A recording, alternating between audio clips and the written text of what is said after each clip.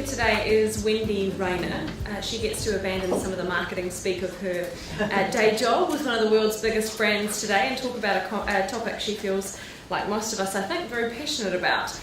In 2009, Coca-Cola Amatil went through its own equal pay journey and I'm told achieved 100% success, but of course the story doesn't end there. In fact, in some ways it's where it begins. As it strives to achieve steep leadership and diversity targets, Coca-Cola Amatil's people strategy now lies at the heart of its business strategy. So to tell us more, please welcome Wendy.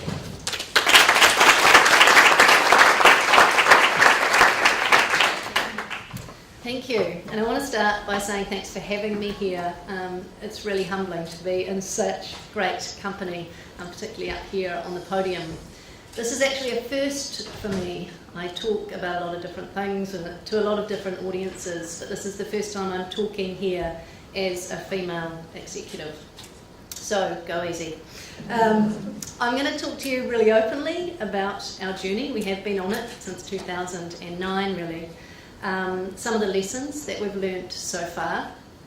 By no means are we perfect, so I've made a lot of notes already today of what else we need to do and to think about. But we're really proud to have a strong foundation. And I have to do a call out right now to Martin King, who's our GM of HR in the room. A lot of it is thanks to his leadership. So, I'll use these building blocks as a framework to talk today and go through each of them, some of the processes, the policies, the analytics that we've put in place. And these are the things that we've found have led to the success we've seen so far in building an inclusive culture. The first piece, or the foundation, if you like, was in 2009, where our then MD and Martin King made the call to say we cannot operate with any credibility in this space. We need to change. We need to show a visible intent toward a diverse workplace by having equal pay. And they made the call to do that in 1 year, at one time, right then. So from 2009, we had credibility and we sent a very strong signal to our staff and the business community that we were serious. Did they all take it positively? No. As always, there are the cynics. Women getting special care. Ooh, are they going to have a men's policy next? You can imagine. But at its heart, no one can deny that this is about doing the right thing, doing what's fair. And when you look at the values of our business up here, values that were created by the business, not the leadership, you can see one that says stand together. What you probably can't read is some of the words in grey there on the arrows. And with the one, understand together, that stands out for me is that we value individual difference. So you really can't deny that an inclusive culture is all about valuing individual difference. So then in 2011, continuing our journey, we needed to make another real statement to show our intent and our need for change. And many of you did this too. We signed up to the Women's Empowerment Principles. Another great step. But also a really funny lesson. So we celebrated this, and there's some people in the room today who were there, with a 7 a.m. women's breakfast. I'm a mother of two. It was quite hard for me to get here for 9 a.m. My husband's away and I dropped my two children to school. 7 a.m? Not good. Quite stressful. So a great lesson for us, right? If you're going to have a women's breakfast to celebrate these things, don't have it at 7 a.m. So learning number one. So following this, we started a women's empowerment group. And in 2012, when I joined the business, I was lucky enough to be asked to chair this group. And this group of incredibly talented women, again, there's some in the room today, have evolved itself to what we call CODE, our champions of diversity and equality. And what I'm going to bring up now is a pictorial representation of our business plan. Hopefully, here it is. We call it our journey. And the bottom layer is all about our people, our army of advocates, we call them. You can see the little values wheel on our shed there, one of our storage sheds. And right next to it, you can see a billboard with code on it. This sends a great signal for our business and how important and seriously we take diversity. Now, this group of representatives is no longer just women. It's men. We have different ethnicities, we have different sexual orientations, different gender representation. And it's not just HR, though they are an important partner, obviously. It's from right across our business and all the different functions. Their job is to listen. How are people feeling? Are we being real with ourselves about our culture?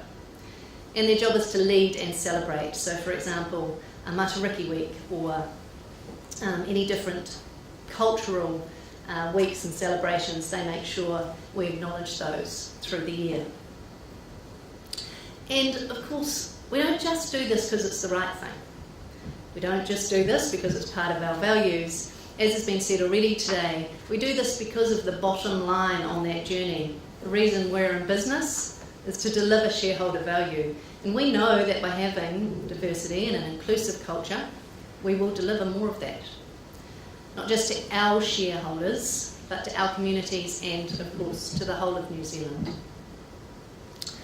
So that's number one and number two covered. We had a foundation of equal pay that was led from the top, but as we've moved through our journey, it is becoming much more inclusive in the layers. But it still wasn't enough. Susan talked about analytics. That's a really important part for us, and they help us lead to process and to policy. Because day to day, week to week, and every person in our business needs to be making the right choices, and we need to help them do that with the right frameworks. So I'm going to talk briefly about each of these now. The first being recruitment. So we had equal pay from 2009 tick, but we had to keep it that way. We do ensure that, so our talent guidelines or ratings, I hate that word, but our talent does lead to how we remunerate people. And so we make sure that all of our talent ratings are calibrated by two different groups of people, so that we try and remove any unconscious bias through the process. We introduced grading into our sales team. I think for me, this is the ideal long-term goal. So our sales team is the biggest part of our business, and we now have a clear skill base from which you start at an equal pay, and then as you gather more skills which we can quantify, you get more pay. So you're paying purely for skills. It's a very quantifiable process. So you eliminate unconscious bias, you eliminate any room for that inequality to creep in over time. And of course we do a detailed analysis before our MD signs off any remuneration changes each year to make sure that that gap doesn't change, and it hasn't. And that is like for like, and that is level for level. Not quite at the point where we can say that across the total business yet. I'm the only female on the executive team, but that will come over time. So the next of my pillars was talent. And here's some of the fantastic talent that we have in our business. We monitor for gender at each talent review each year, as I said. And we currently have 65% of our top 3 box, so that's by performance and by potential, as females. And they are there because of their performance and potential, not because we have some sort of reverse bias going on. And we have to keep them there, and we have to bring more females up. So we do mentoring, we do women in leadership training, and we take very, very seriously our responsibility to role model. And I wanted to stop on that for a moment because some of the people in my business have heard me talk about this. I had a great experience 2 weeks ago. My business paid for a couple of great leadership coaches, but interestingly, I had a real moment from my mentee. So I mentor someone and I asked her to challenge me back. What do I need to do? What can I do to develop? And she asked me a question. She said, Wendy, is it worth it? I said, what do you mean? What do you mean, is it worth it? She said, is it worth it being a mother and being on the executive team? Because you look really busy and stressed. And, I almost cried, actually. I said, Yes, of course it's worth it, or I wouldn't be here. But let me tell you, I drop my children to school every day, and that's really important to me. Since my children were zero, they're a long way from that now, without exception, I'm around the dinner table with them when they have dinner. Those are not negotiables for me. I wish you knew that. So I have to learn to tell that story much more openly. But not only that, and much more challenging for me, I have to stop being on my damn cell phone when I'm walking down the hallway. I have to stop looking busy and stressed and wearing it like it's some sort of badge of honour. Because the perception is that that's what it takes to play with the big boys. And that can't be true. Or these fantastic women are not going to want to keep at it and fight hard to be at the top table. So just a wonderful lesson for me that I wanted to share with you all today.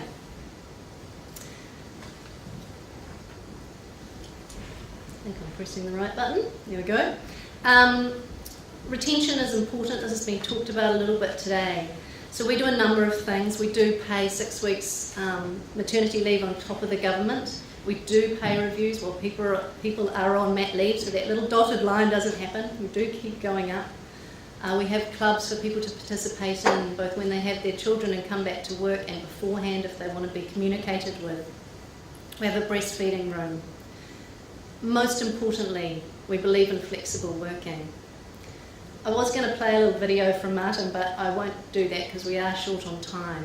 But Martin talks to our journey here and that we did have a lot to learn and how much his personal experience has added to this. So if anybody wants to see that, I'm happy to send it out if you didn't see it on Campbell Live.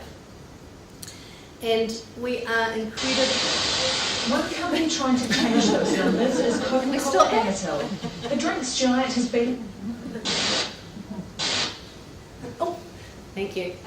So we're incredibly proud though, because our statistics in this area of bringing people back from maternity leave actually weren't that great. This year they're at 98%. 98% of the people who've left for mat leave have come back, and we celebrate the 2% who didn't want to. Not because our culture couldn't, let them work flexibly and feel at home with us, but because they didn't want to, and good on them. So some really great moves there by having the right analytics, the right policies and processes in place. So my final pillar, is recruitment. This one's a real challenge for us. Coca-Cola, we're the poster child of childhood obesity. It doesn't get any worse than this. Our EVP, it's not in a great place. Now today's not the time for me to answer what we're going to do about that, so I do want to say we're listening and we will be acting. I wanted to give you a sneak peek of a new strategy that we're putting in place to really make it clear that we are local and we do care. And that's it up on screen. There are many things inside this strategy which are new actions for us, but the one that underpins it all is our people and what we are doing to ensure that we have an inclusive workplace, that as a big business we take our responsibility seriously to lead the way in this space. And so we're very proud. There's a lot we can already talk about in this space. And this year that took another step for us. This year we became one of the first businesses in New Zealand to get the rainbow tick. And possibly even better, we were the first Coke system in the world to take part in a pride parade. And I'm going to finish with a video about this, our people talking about what that meant to them. I've talked about equal pay as a foundation. I've talked about being a signatory on the UN principles. We have to keep making those very visible, strong statements to our community, to our people. And being part of the Pride Parade was that for us. I don't know what's next, but we'll continue thinking about it and taking inspiration from people like those in this room. Welcome to the Gay Pride Parade 2016, everybody!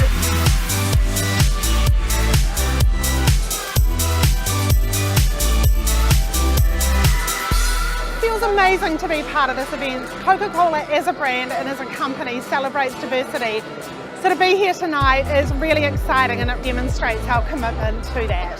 The Pride Parade's a really important event in the Rainbow community calendar. First and foremost, I think, to celebrate the community and the diversity within the community, but secondly, to raise awareness that diversity is amongst us all day, every day. Usually I'd be in bed at this time of night, so I'm out and I'm just loving it. Everyone's really happy, the vibe's great, and that's what the company's all about.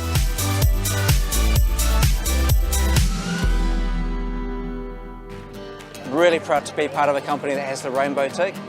The Rainbow Tick is a confidence mark that shows a company at a standard where we can guarantee it's a welcoming and inclusive employer for people from the rainbow communities.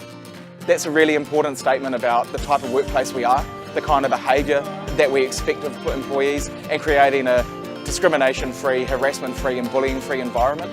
That's the kind of company I want to be a part of. So to be here tonight celebrating that is really just a great thing.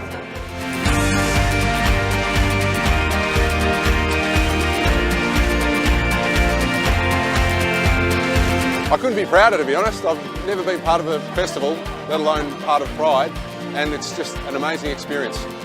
It's great to be here with everyone from Coke, having a good time and getting amongst the atmosphere. We stick together. Yeah, I love it.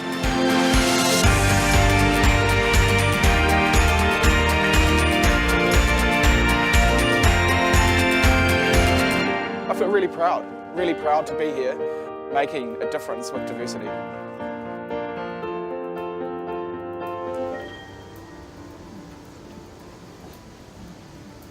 That's me. Thank you.